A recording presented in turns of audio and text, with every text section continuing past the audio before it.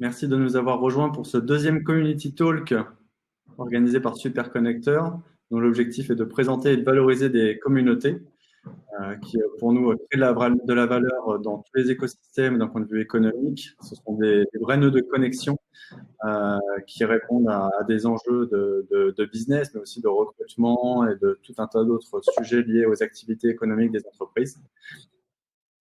Monte ces community talk de façon à les mettre en valeur parce qu'on n'en parle pas assez à notre goût chez Superconnecteur, alors que pourtant elles rassemblent des centaines, voire parfois des milliers de membres qui interagissent en dehors du monde de l'entreprise classique avec leurs collaborateurs. Et ces communautés, pourtant, se rejoignent, se fédèrent, s'entraident pour développer le business sur les territoires.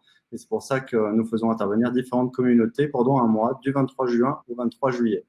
Et donc aujourd'hui, on a notre invité du jour qui est Rodolphe Pasquier-Desvignes, le directeur général de Réseau Entreprendre, qui va donc échanger avec nous sur la communauté Réseau Entreprendre, qui sont ses membres, quelle est sa mission, et on va rentrer dans du concret. Donc, vous avez un chat sur votre droite, hein, où vous pouvez commencer à discuter, échanger. Vous avez un onglet aussi dédié aux questions. Ne l'oubliez pas, essayez vraiment de bien scinder la partie questions de la partie échange ou réaction dans le chat. Il y a des sondages aussi qui peuvent être posés si nécessaire. Si à un moment donné, pendant le webinar, un sondage peut être intéressant à réaliser, on pourra passer par cette rubrique. Je vais donc laisser la parole à notre invité du jour, Rodolphe. Merci d'avoir accepté de participer à cette série de Community Talk. Est-ce que tu peux te présenter, s'il te plaît? Merci Damien, bonjour à tous. Donc, je suis Rodolphe Pasquier-Desvignes, je suis directeur de l'association Réseau Entreprendre Rhône, donc qui a un périmètre opérationnel sur tout le département du Rhône, voire un petit peu limitrophe, et j'ai aussi la responsabilité de coordonner l'action des associations Réseau Entreprendre sur la région Auvergne-Rhône-Alpes. Et alors, est-ce que tu peux justement nous présenter Réseau Entreprendre parce qu'il me semble que c'est donc une fédération qui est d'envergure nationale, et comment du coup Réseau Entreprendre s'inscrit dans cette dynamique nationale au niveau territorial? Oui, alors c'est le principe d'une fédération, c'est-à-dire qu'elle est construite par le bas. Donc, ce sont des initiatives locales, donc avec une gouvernance totalement locale. Donc, son conseil d'administration est fait de ses membres qui sont issus du territoire et qui donc contribuent de façon totalement indépendante au fonctionnement de l'association et à son budget. Donc, la fédération est une mise en commun, en quelque sorte, d'un certain nombre de ressources, tant au niveau juridique, système d'information ou communication, et également formation pour nous permettre d'être plus efficaces, puisque ça compte 67 associations en France et puis une dizaine à l'étranger. Donc aujourd'hui, voilà, c'est un lien, mais ça n'est pas du tout une hiérarchie. Ok. Et donc, si tu devais présenter Réseau Entreprendre en une minute, en élévateur pitch, c'est comme le font les entrepreneurs qui rejoignent Réseau Entreprendre, comment est-ce que tu présenterais le réseau? Alors, Réseau Entreprendre est né donc de la volonté d'un industriel du Nord qui s'appelle André Mullier, qui est décédé aujourd'hui en 86, qui dans le cadre d'un plan social, a souhaité en fait lui aussi redevenir un acteur du développement et de la création d'emplois, et qui a sorti cette maxime qui nous gouverne toujours, qui est pour créer des emplois, créons des employeurs. Et le constat qu'il a fait, c'est que devenir créateur d'entreprise, c'était pas si difficile, mais réussir en tant que créateur, c'était plus compliqué, et que les parcours classiques d'une école ne permettaient pas nécessairement d'être bien préparés. Et ce qui faisait la différence, et ce qui est devenu à peu près le fonctionnement de Réseau Entreprendre, c'était d'abord d'être accompagné individuellement par un autre chef d'entreprise qui avait déjà vécu ça, qui était capable d'apporter un retour d'expérience. Deux, d'être intégré dans une communauté et d'autres créateurs et d'autres chefs d'entreprise au niveau du territoire. Donc ça, c'est la notion de réseau. Et la troisième chose, c'est que le développement de l'emploi passait souvent par de l'investissement qui était quelquefois difficile dans la mesure où les créateurs manquaient de fonds propres. D'où le troisième pilier de notre accompagnement, qui est un prêt d'honneur pour permettre aux créateurs d'entreprise de pouvoir maximiser l'effet de levier au niveau des banques et pouvoir lever plus d'argent dans leur développement. Donc, grosso modo, c'est une communauté de chefs d'entreprise qui vont aider des chefs d'entreprise à réussir avec un projet ambitieux de création d'emplois. on a mis le seuil, en fait, pour les nouveaux candidats, comme on les appelle chez nous, de créer au moins 5 emplois à 3 ans. D'accord. Ça, c'est vraiment la mission, en fin de compte, de Réseau Entreprendre. Exactement. Donc, on n'est pas en mode incubateur à aider à l'émergence de projets. On n'est pas là pour soutenir l'innovation telle que le ferait un capital risqueur. On est vraiment là pour répondre à une demande de la part d'une personne qui dit, bah voilà, je suis un nouvel entrepreneur. Et pour ça, je demande à être accompagné dans les difficultés que je vais pouvoir rencontrer pendant 3 ans. D'accord. Et donc, pour toi, la force de la communauté répond à quels enjeux stratégiques? Est-ce que c'est, sachant qu'il peut y en avoir plusieurs, mais est-ce que ça peut être en lien avec l'acquisition justement et la recherche permanente de nouveaux membres à rejoindre la communauté? Est-ce que vous vous donnez des objectifs annuellement de nombre d'entrepreneurs à accompagner, à faire rejoindre la communauté? Ou alors c'est complètement désintéressé en termes d'un point de vue quantitatif? Est-ce que c'est pour une communauté vraiment plus pour de la fidélisation et faciliter l'entraide? Et est-ce que quand on fait partie de la communauté Réseau Entreprendre, est-ce que c'est avec une date déterminée ou c'est vraiment à vie? Comment est-ce que ça fonctionne? Donc, Réseau Entreprendre, il y a 2 catégories de personnes, enfin 3. Il y a les bénéficiaires qui sont ceux qu'on appelle les lauréats, donc les créateurs qui vont bénéficier d'un accompagnement, qui sera fait par la deuxième catégorie qui sont les membres, qui eux sont des personnes donc, à 90% minimum en activité en tant que dirigeants d'entreprise et qui vont donc cotiser pour financer l'association et consacrer du temps pour faire l'accompagnement. Et la troisième catégorie, c'est l'équipe opérationnelle qui compte 6 personnes aujourd'hui et qui met tout en lien ces intervenants auprès de ces bénéficiaires. Donc, la motivation première quand même de Réseau Entreprendre, c'est bien aider la création d'entreprise, aider les nouveaux créateurs, entrepreneurs ou même repreneurs. Donc, les membres qui nous rejoignent, c'est très clair, pour eux, leur objectif, c'est bien d'être associés à nos activités. Ce n'est pas de faire du réseau, ce n'est pas un réseau d'affaires, ça n'est pas un réseau social dans le sens où on est là pour partager des photos et des bonnes nouvelles, mais véritablement, l'idée, c'est d'être actif au sein de l'écosystème entrepreneurial sur le Rhône pour pouvoir transmettre, pour pouvoir développer le territoire, faire de la création d'emplois. Quelquefois, je réduis ça en disant c'est des patrons qui veulent, grosso modo, sur la base de leurs valeurs, pouvoir revendiquer que l'objectif d'un créateur ou d'un entrepreneur, c'est pas de faire de l'argent, mais c'est de créer de l'emploi et que quand il y a un moment, une décision difficile à prendre, la dernière variable d'ajustement, ça sera toujours celle du personnel, mais jamais la première. Voilà. Donc, en fait, notre fonctionnement, il est basé essentiellement là-dessus. Les membres cotisent pour qu'on les fasse travailler. Donc, j'ai un pitch généralement assez inefficace quand je souhaite recruter un nouveau membre. Je vais lui dire, ben voilà, vous allez donc cotiser une somme qui n'est pas insignifiante. Tout ceci pour donner du temps que vous n'avez pas, gratuitement.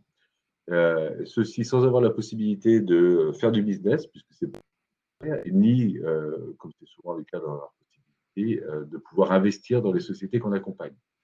Donc, grosso modo, il y a beaucoup à donner et pas grand-chose en termes de bénéfices vraiment tangibles. Mais en Oui. fait, le vrai bénéfice, c'est effectivement le plaisir de participer et d'avoir en retour. Et très souvent, les membres nous disent on reçoit plus qu'on me donne. Parce que chaque fois qu'ils ont l'occasion de rencontrer d'autres membres ou des candidats ou des lauréats, c'est toujours l'occasion de s'enrichir personnellement à travers ces contacts, des idées nouvelles, des échanges d'informations, et ainsi de suite. Et alors ça, du coup, vous l'évaluez dans entre guillemets, dans la sélection justement des membres qui vont rejoindre le Réseau Entreprendre, parce que il me semble qu'il y a un process de sélection, qui a un vrai parcours. Non, non, pas pour les membres. Il n'y a pas véritablement de parcours à ce niveau-là. C'est les membres, le prérequis fondamental, c'est les valeurs. Est-ce qu'on est bien dans les mêmes valeurs qui sont la gratuité, qui sont la réciprocité et le fait qu'on soit basé sur l'accompagnement d'une personne. On n'accompagne pas des projets, contrairement à ce que beaucoup pensent. On accompagne des personnes qui ont besoin d'être accompagnées dans la réussite de leur projet.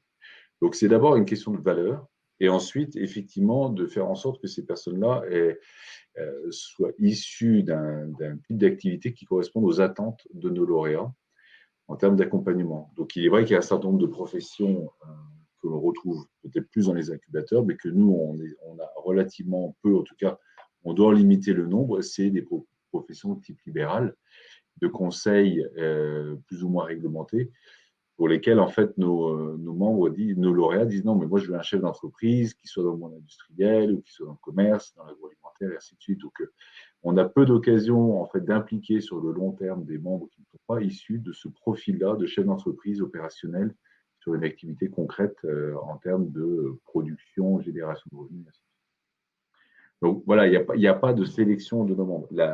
Par contre, c'est au niveau des candidats à l'accompagnement, donc les créateurs qui demandent, eux, à bénéficier de l'accompagnement, où il y a ce qu'on appelle, non plus une sélection, mais ce qu'on appelle un parcours de progrès, puisque, à juste titre, et ça nous vient des lauréats eux-mêmes, ils considèrent que toute cette phase avant le fameux comité d'engagement qui va valider ou non leur sélection ou notre engagement à leur côté, eh bien, il y a une dizaine de rendez-vous qui sont prévus avec des membres. Il y a un certain nombre de rendez-vous prévus d'abord en amont avec l'équipe pour justement faire en sorte qu'il y ait bien un alignement où le projet lui-même, il n'y ait pas de pièces qui manquent dans le puzzle, qui ne soient pas incohérents non plus, et qu'il y ait un alignement entre la capacité et la posture du créateur et son projet.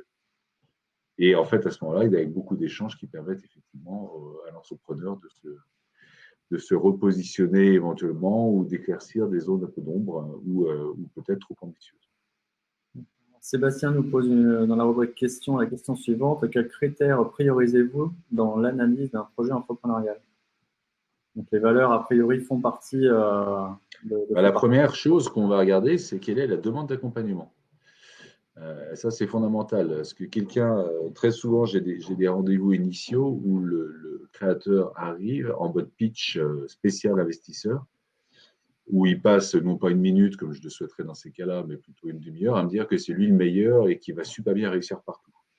Donc, à un moment, je lui dis, mais je comprends bien, mais quelle est votre demande? Parce que si vous êtes le meilleur, je ne peux que vous dire oui, mais je ne vois pas ce qu'on peut faire pour vous dans ces cas-là.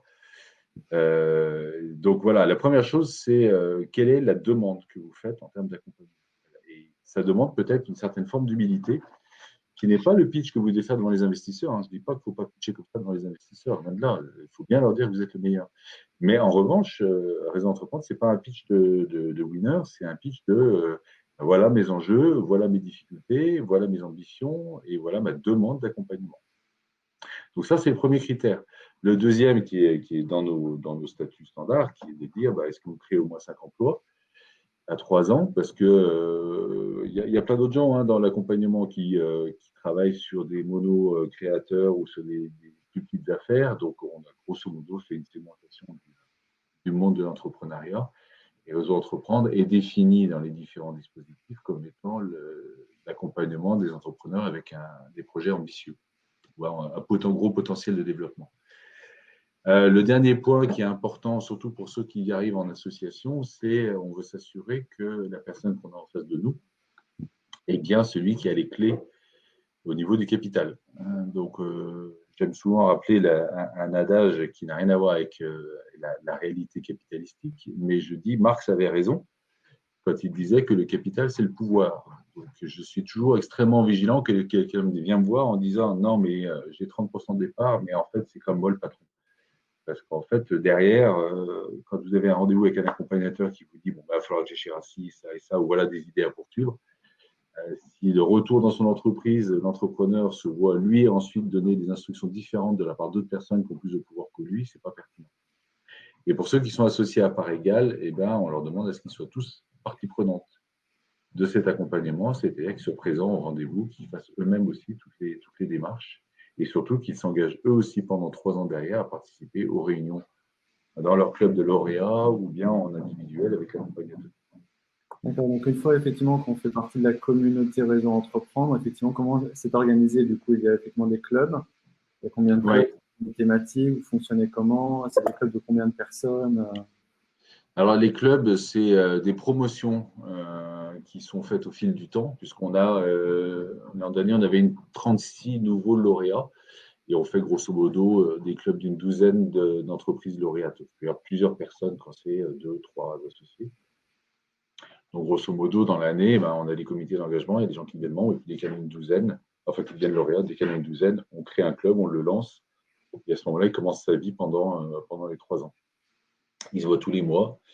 pendant 3 heures avec différents dispositifs. Il y a un fondamental qui ne change pas, c'est ce qu'on appelle la météo, où chacun fait le tour de table en disant où est-ce qu'il en est, quelles sont les difficultés, comment ça se passe, quelles sont les réussites. Et donne toujours lieu à des échanges. Et la deuxième partie est soit avec un apport un peu technique de la part d'un de nos membres qui peut éclairer sur des aspects financiers, RH, commerciaux et autres, soit avec un format plutôt témoignage de la part d'un autre membre sur son parcours d'entrepreneur, les hauts et les bas qu'il a connus et toutes les histoires intéressantes qu'on peut en retirer. Et là, on a quand même pas mal de belles histoires qui peuvent être racontées. Et soit un travail en commun qu'on appelle du co-développement, où en fait, grosso modo, chacun est à tour de rôle au service des autres pour apporter, enfin, chacun bénéficie à tour de rôle d'une communauté autour de lui qui va apporter son aide et sa réflexion sur des problématiques qu'il peut mentionner. Donc pour toi, aujourd'hui, c'est une communauté de combien de membres, le réseau Entreprendre Rhône? Alors, Rhône, on est 240 membres. Et au niveau des lauréats en cours d'accompagnement, il y en a 150. Non, toi, donc voilà, bien. Si on prend la communauté active, c'est ça. D'accord. Avec une spécificité beaujolaise, puisqu'on a une antenne sur le Beaujolais qui a pour but de créer aussi du lien au plus proche des membres là où ils sont. Parce qu'on se rend compte on a beau apprécier énormément des outils comme Livestorm ou Zoom, il y a un moment où pouvoir se voir, se rencontrer et se connaître au niveau local, c'est quand même très important. Quelquefois, il faut être sur place. Je suis tout à fait d'accord. Alors pour toi, quels sont du coup les fondamentaux pour créer une communauté qui soit saine et durable? Il y a les valeurs d'abord. Est-ce que c'est un partage de valeurs qui correspondent bien à la raison d'être de l'association, enfin de la communauté et la motivation première de ceux qui la rejoignent. Donc, pour nous, c'est très important, par exemple, que les valeurs de gratuité et d'engagement auprès de lauréats soient faites dans cet esprit-là. Et donc, de veiller à ce qu'il n'y ait pas de dérive pour nous, de prise d'intérêt commercial ou financier dans les entreprises qui sont bénéficiaires. À partir du moment où on est en cohérence entre les messages, enfin, entre les valeurs, avec tous les messages et les pratiques de l'association, normalement, on est capable de créer quelque chose de durable.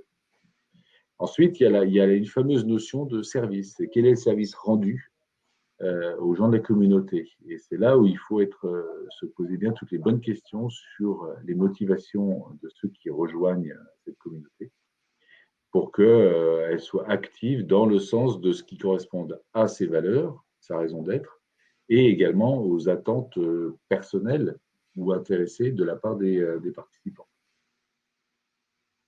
Okay. Et après, il faut créer des événements, bien sûr, qui permettent quand même de créer du lien, évidemment. Les événements, ce sont des rituels qui, pour toi, jalonnent donc toute l'année et qui favorisent des rencontres entre les lauréats et les membres.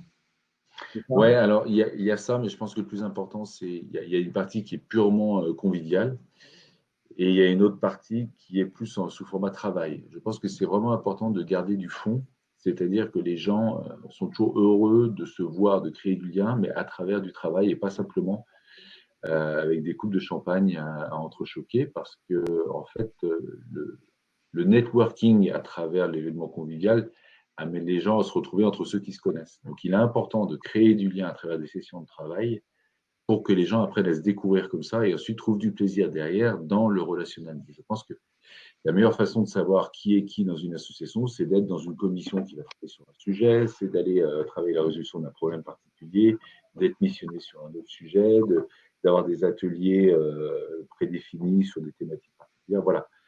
Pour nous, moi, ça me paraît assez fondamental de faire plus que simplement du pitch et de la rencontre. Et pour toi, ces ateliers, ce sont des rendez-vous qui sont sur quelle récurrence dans le temps? On a plein de dispositifs. Il y a du ad hoc sur des cas par cas. Ensuite, il y a les fameux comités d'engagement qui regroupent généralement une dizaine de personnes. Donc là, à part les présidents, ça tourne pas mal. Ça, il y en a plusieurs par mois. Il y a des clubs d'accompagnateurs qui sont des échanges de bonnes pratiques entre accompagnateurs. Il y a des commissions miroirs qui sont des espèces de groupes de travail ad hoc pour traiter les problématiques spécifiques d'un lauréat, un peu comme du co-développement. Voilà, donc là, il y a tout le temps des choses qui se passent sur lesquelles les membres sont amenés à être sollicités ou à avoir des propositions de notre part. Et alors, du coup, en termes d'organisation, parce que vous êtes une petite équipe, je crois, vous êtes 6 personnes. Ouais. Comment est-ce que vous gérez cette animation de la communauté? Est-ce qu'il y a des personnes qui sont dédiées à ça, donc des community builders qui sont bâtisseurs, qui fédèrent, qui orchestrent tous ces événements et les interactions? Est-ce qu'il y a des personnes qui sont dédiées à ça dans ton équipe, mais aussi peut-être par la responsabilisation des membres eux-mêmes sur l'animation de clubs en interne? Mmh. Donc, comment est-ce que Alors vous en fait, ouais, il y a une personne chargée de la com et de l'événementiel qui donc, le travail, c'est bien d'organiser tout ce qui est, je dirais, le cadre.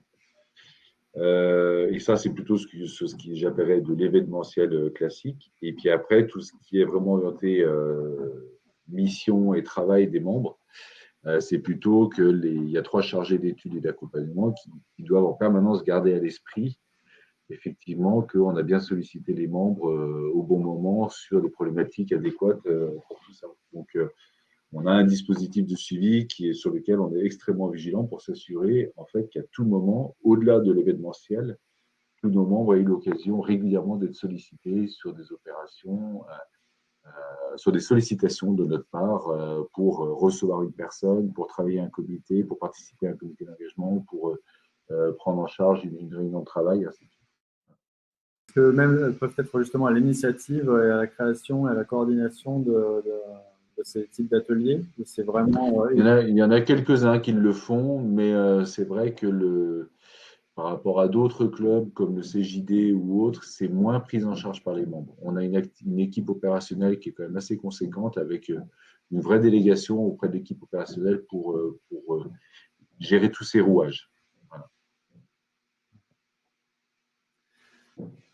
Est-ce que tu as, au-delà de ta communauté, donc Réseau Entreprendre, un écosystème avec différentes parties prenantes sur lesquelles tu peux t'appuyer, avec des partenaires, avec d'autres acteurs de l'écosystème, quand tu travailles en collaboration?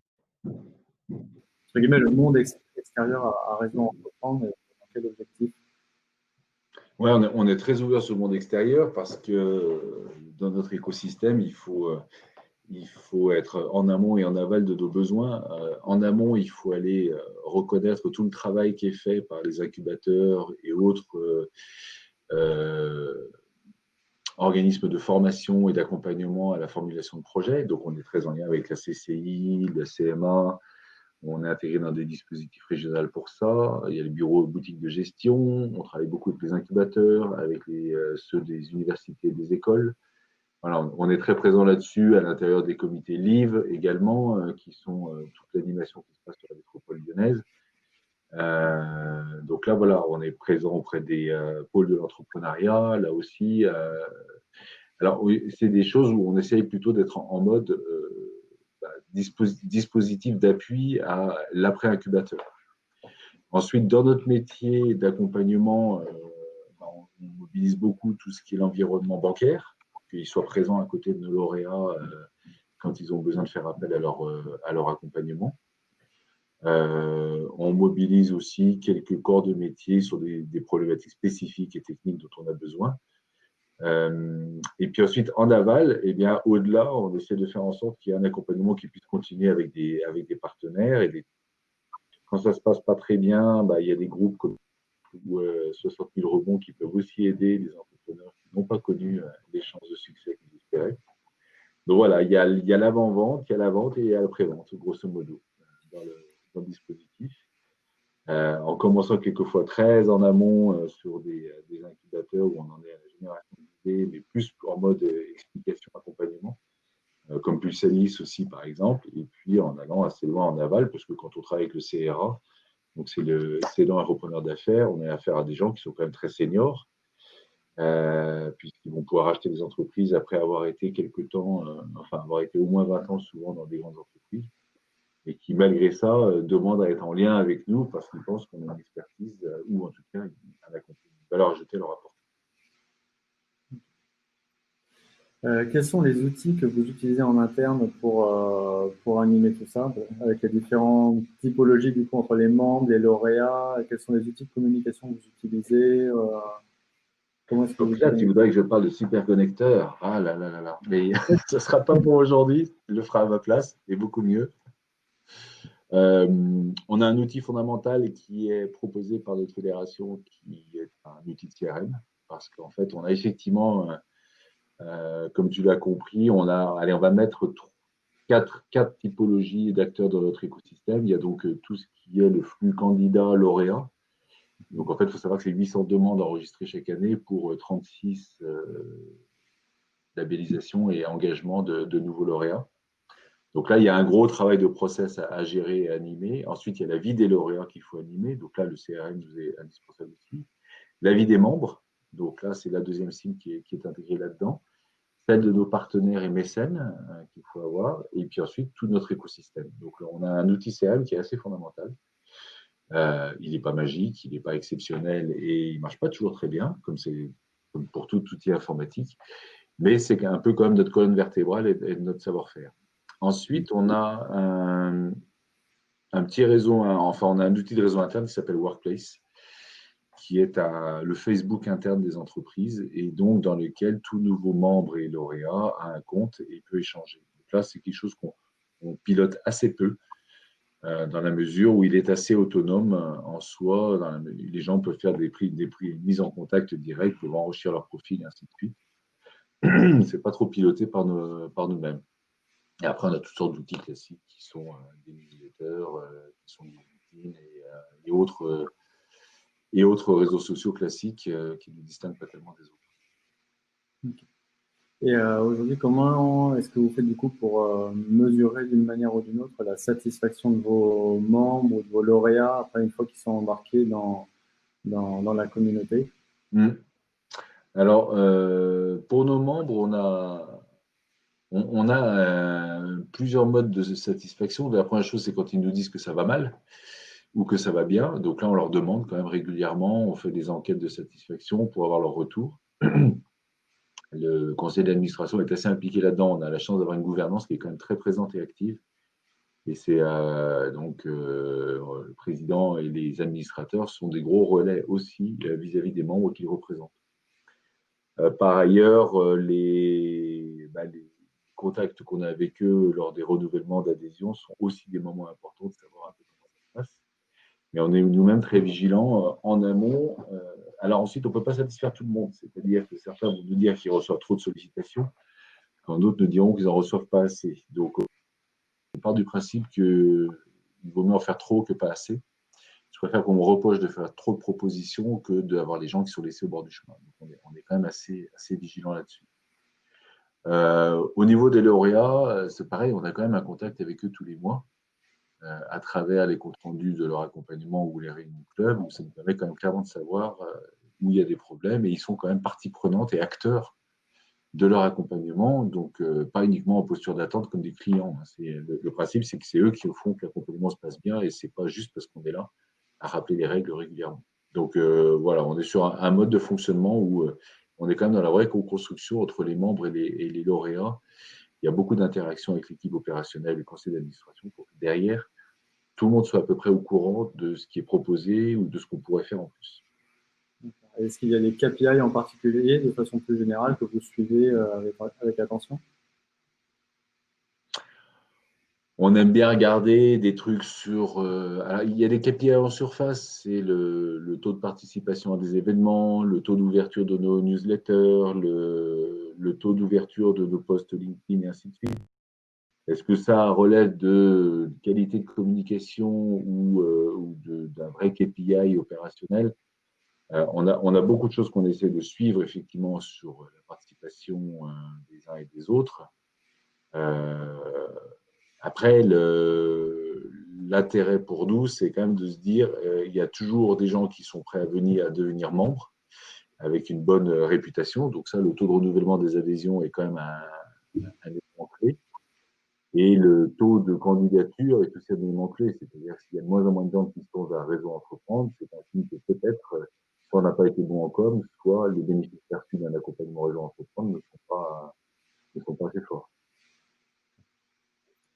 Par rapport à l'animation de la communauté, est-ce que tu aurais une belle histoire, une bonne pratique d'animation de communauté qui a généré quelque chose de super positif et qui a créé beaucoup de valeur ou qui vous a surpris dans la communauté au sein de Réseau Entreprendre?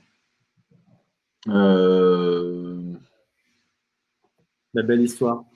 ouais, bah, il y a un de mes membres qui aime bien raconter ça. Alors, c'est un ancien lauréat qui un jour se fait une intervention dans son club, donc c'était il y a plus d'une dizaine d'années de ça, et il avait repris ou créé une boîte qui fait de l'usinage plastique. Donc, un métier merveilleux dont tout le monde rêve quand on sait de quoi il s'agit. Et voilà, ça fait des plaques en plastique qui servent à faire des trophées, ce genre de choses, ou des podiums et autres décorations en plexi.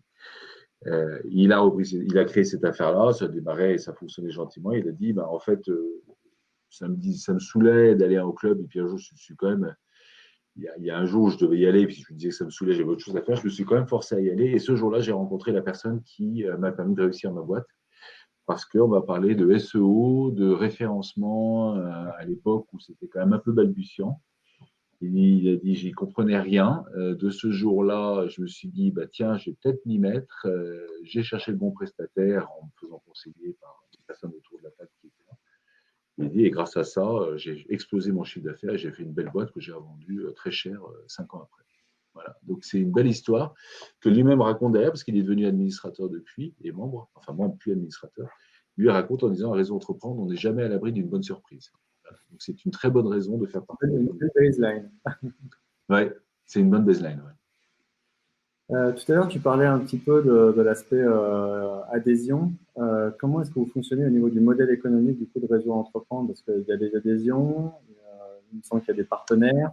Alors, on est à 87% financé par nos adhésions, donc par les contributions des membres. Donc c'est un budget de plus de 400 000 euros apporté par 240 contributeurs.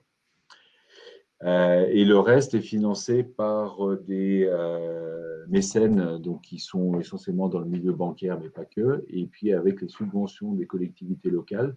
Donc la métropole de Lyon est importante, et également la région à travers un dispositif qui redistribue l'argent au sein des 8 associations Réseau Entreprendre dans le Val-Rhône-Alpes. Et puis les communautés de communes de Villefranche-l'Arbrelle et l'Ouest rhodanien contribuent chacune un petit peu à notre fonctionnement. D'accord. Et vous arrivez quand même à rester indépendant avec ces acteurs un peu institutionnels qui vous suivent Alors, ouais, ce qui est important, c'est pas être, c'est éviter l'addiction financière. Il y a un certain nombre de débats, hein, quelquefois, qui ont lieu justement là-dessus. Moi et mes collègues, on travaille toujours sur une option de budget base zéro en subvention.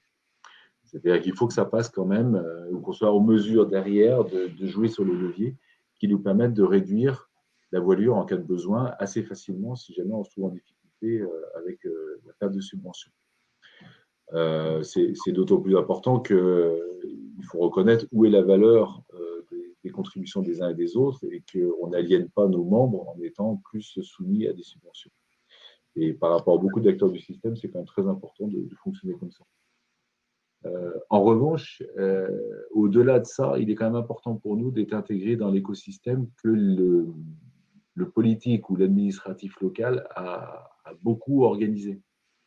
C'est-à-dire que l'IV sur la métropole ex-Lyon Ville de l'entrepreneuriat est quand même un effet extrêmement structurant de coordination entre tous les différents acteurs. Idem au niveau de la région, c'est quand même un système qui est très structurant, qui donne de la visibilité, du fléchage à toutes les personnes en situation de création ou reprise d'entreprise. Donc il est aussi important de comprendre que notre place, elle est dans ces dispositifs, avec ce que ça peut apporter en subvention, mais surtout en termes d'organisation et structuration des flux. Pour qui veut créer une entreprise, finalement, la voie la plus logique, c'est pas de se dire bah, je vais aller au salon d'entrepreneuriat et puis après je trouverai bien.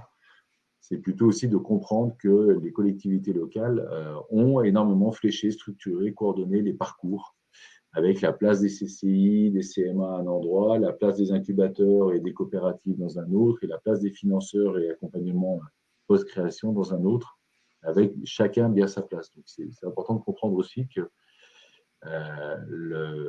les communautés de communes sont aussi des gros coordonnateurs de l'action entre toutes les communautés qu'on connaît. et qui se croisent. Hein. De toute façon, moi, j'ai plein de membres qui sont aussi à la CCI pour faire des parcours d'accompagnement, à 60 000 rebonds, éventuellement dans des incubateurs. On n'est pas cloisonné, en fait, là-dedans. Et effectivement, donc, tu citais quelques communautés un peu de prédilection. Quels sont vraiment vos partenaires forts au niveau de l'écosystème? Bah, ceux que je viens de te mentionner, hein, le Live a quand même réussi à créer un vrai système de communauté, avec en plus maintenant, l'avantage, c'est d'avoir des points physiques sur lesquels aujourd'hui les entrepreneurs peuvent trouver toute une palette de services qui n'était pas le cas avant. Donc, moi, je trouve ça plutôt bien. Et au niveau de la région, ce qui est intéressant, c'est que ça a bien structuré les différents compartiments. Donc, nous, on travaille beaucoup avec Initiative et l'ADI pour donner toutes les possibilités d'accès au financement et l'accompagnement pour les créateurs d'entreprises. On est très actif dans les milieux entrepreneuriat universitaire, enfin autour de l'université et de la recherche universitaire et des écoles, donc que ce soit le campus HEP ou bien le BILIS, Lyon Startup, Manufactory, enfin voilà, et Pulsalis, il y a tout un ensemble de gens auprès de qui on est très présent là-dessus. Quelles sont vos prochaines échéances dans les semaines ou mois à venir pour Réseau Entreprendre? Le retour à la vie normale, parce que on vit beaucoup à travers des événements et là, pour l'instant, on est toujours un petit peu coincé. Et on ne peut pas maintenir cette notion de communauté uniquement par des visios et des webinaires, hélas, même si c'est une très bonne initiative, cher Damien. L'idée, quand même, pour nous, c'est de revenir à la vie normale à partir de fin août avec des événements. On a prévu une soirée en Beaujolais, on a prévu notre fête des lauréats en fin d'année, on prévoit des conférences thématiques, on a un calendrier bien rempli et c'est ce que j'espère qu'on va pouvoir faire. Je ne vais pas m'étendre dessus parce que maintenant le passé, c'est le passé et on espère qu'il n'y aura pas de seconde vague. Mais comment s'est passée justement cette parenthèse Covid là, pendant 2-3 mois sur le confinement au sein de la communauté et comment est-ce que vous avez fait pour capitaliser malgré tout sur peut-être la force de la communauté justement pour aider vos lauréats et avec vos membres pour essayer de sortir de la tête de l'eau et garder espoir pendant cette période? Quelles sont les actions que vous avez mises en place pour être toujours présent et utiliser la force de la communauté? On a mis plein de choses en place. Alors, il y a eu une espèce si on refait l'histoire, une phase un peu d'agitation. On était entre la sidération et l'agitation, un peu comme le lapin pris dans les phares d'une voiture pendant les 2 premières semaines. Un peu en mode panique parce qu'il y avait des injonctions gouvernementales, il y avait des pistes, mais absolument pas concrètes et pratiques. Et donc, on était tous un peu en recherche de comprendre ce qu'il fallait faire et comment faire. Donc, chacun s'est d'abord occupé de couper les robinets, ce qui était quand même une très bonne chose. Ensuite, il y a la deuxième phase qui était saisir les opportunités. Effectivement, il y a eu les PGE, il y a eu tous les dispositifs qui étaient proposés au niveau régional ou même dans les communautés, dans les collectivités locales. Donc là, bon, j'ai envie de dire, tout s'est fait grosso modo avec des tas de conférences, de mise à disposition d'outils, pour autant que les choses étaient claires. Après, on a fait le maximum pour renforcer les mises en relation, les clubs, les réunions prévues et ainsi de suite. Surtout pas interrompre le rythme, peut-être même l'augmenter. Après, il faut connaître une chose, c'est qu'il y a beaucoup de choses qui ont été mises à disposition par nous. L'écosystème lui-même a été très riche et que, grosso modo, on risquait quand même de se faire 200 heures de webinaires et de talks chaque jour, vu l'offre qu'il y avait. Donc, il faut rester très, très modeste et humble sur le fait qu'on a contribué à apporter des réponses, mais qu'il y en a plein d'autres qui ont fait ça très bien et que, bon, demain, on verra un peu plus précisément ce qui est attendu et ce qui sera pertinent là-dessus. Donc ensuite, on a maintenant sorti, on a plus de dispositifs, on offre des dispositifs d'accompagnement un peu plus personnalisés pour permettre aux uns et aux autres de sortir du mode très collectif de la gestion de crise pour essayer de permettre à chacun de travailler très en profondeur sur les piliers solides de son business et les renforcer pour pouvoir permettre un redécollage et un retour à la normale.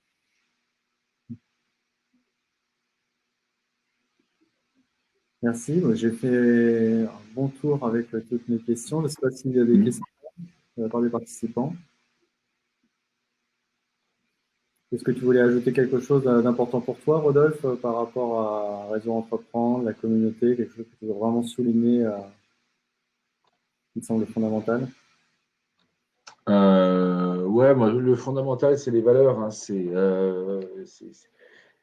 Les gens qui sont dedans sont des dirigeants d'entreprise qui trouvent énormément de plaisir à se retrouver entre eux, déconnectés de tout mantra politique, déconnectés de toute obligation ou nécessité économique, et donc de travailler sur quelque chose qu'ils ont à cœur. Quand on a été soi-même créateur, entrepreneur pendant 10 ans, 15 ans, on se dit, bah, ça y est, maintenant, je commence à vraiment respirer. Bah, tiens, si j'ai un peu de temps, j'aimerais aider les plus jeunes à réussir. Donc voilà, c'est vraiment, ce qui est vraiment intéressant, c'est l'ancrage dans les valeurs. Et c'est aussi ce qui donne du sens pour ceux qui veulent le rejoindre en tant que créateur, donc en tant que bénéficiaire et lauréat. C'est que quand on comprend ça, on comprend toute la valeur. Un des éléments clés du discours, c'est qu'à partir du moment où c'est gratuit, où il n'y a pas de relation d'argent, il n'y a plus de relation de pouvoir. Et comme le disait notre fondateur, qui renonce au pouvoir gagne en autorité. C'est-à-dire qu'on a une liberté de parole qui est totale vis-à-vis des autres membres ou vis-à-vis des lauréats. On peut tous dire, parce que finalement, on n'a pas d'enjeu derrière de se dire bah, je ne vais peut-être pas gagner d'argent avec lui si je lui dis ça, ou ça va peut-être poser des problèmes par rapport à mes relations financière avec un tel ou un tel. Voilà, donc c'est vraiment une chose à retenir, c'est que le réseau vit sur ces valeurs-là. Et que c'est ça qui le fera vivre demain encore pendant longtemps, c'est que les gens s'y retrouvent et trouvent que c'est bien de faire ça. Et dernière question par rapport au métier du community builder, de l'animateur de communauté que tu es d'une certaine manière en tant que directeur général et avec tes équipes, et ceux qui sont vraiment dédiés aux interactions au quotidien avec la communauté. Quelles sont les qualités fondamentales pour animer correctement une communauté?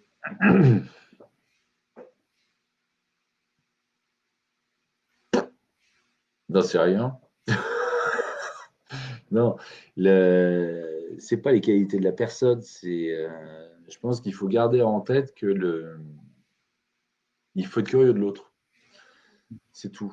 Il faut se dire qu'à chaque fois, comme ce que je disais, on n'est jamais à l'abri d'une belle découverte.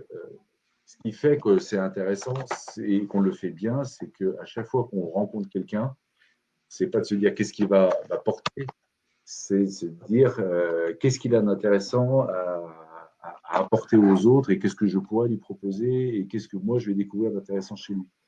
Et c'est vraiment ce goût de l'autre et cette curiosité de l'autre, je trouve ça fondamental. Et c'est toujours autour de personnes, une fois de plus.